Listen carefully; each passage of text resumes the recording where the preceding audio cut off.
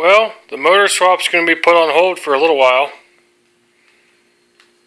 There's the motor there, the gasket sitting on top. Got the flywheel off. I mean, I was ready to start, working on that thing, pull this car out, pull the engine hoist in, and, so I could get this plate. Because I can't get to the rear main with this stupid setup. But, was draining coolant, all that good stuff, and I crawled up underneath to start doing undo bolts. And for some reason, that's all the coolant that come out. There's still some in the engine. But what's even worse is, I've showed you guys the rust on this car. It's not that bad, or so I thought. That's the subframe. Hang on, let me get this light on my head.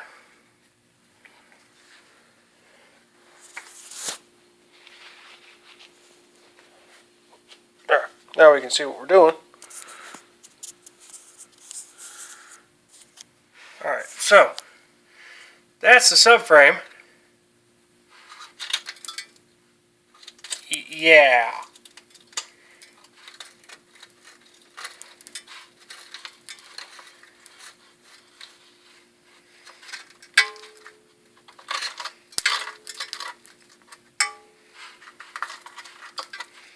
It's just crumbling all over the floor.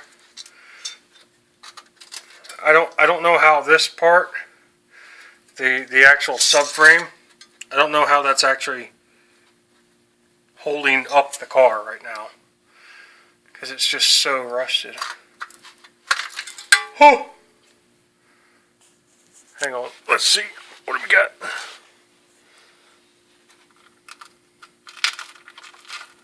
Oh my god, this is so bad. It's right underneath the battery. But the top part inside looks pretty decent. Let's see if I can't get y'all a shot of that. You see in there, it's not that bad inside. So I guess this is just a road salt issue or something. But I'm really happy I bought that parts car, because it is definitely going to get used. And this is definitely no longer a simple engine swap. It is a full-blown restoration. So, one snag turns into a huge snafu. I did get a bitchin' radio in there, old 80s style, but I popped one of the speakers in the process. I don't want to talk about that. So yeah. Now she gets to come all the way apart, engine out, tranny. I might leave the transmission in, but I'm going to pull that entire side of the car apart, pull the fender off, everything. And I guess while I'm doing the rust repair on this, I might as well do the rust repair on the back, because there's a back corner back in there behind the rear seat that's all rusted out.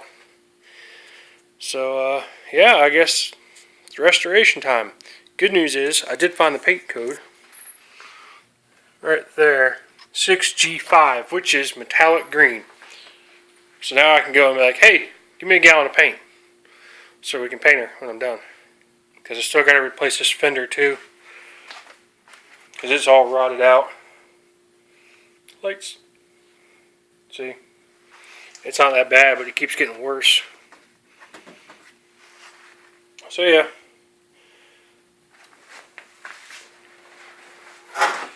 I'll show you the parts car. It's hiding.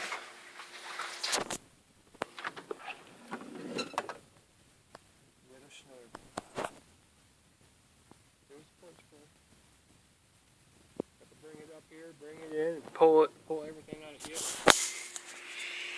And we'll start cutting metal off of it and cutting metal out of here and welding her back together. So I guess this will be Tercel Restoration Part 1. Motor swap turned restoration. Oops.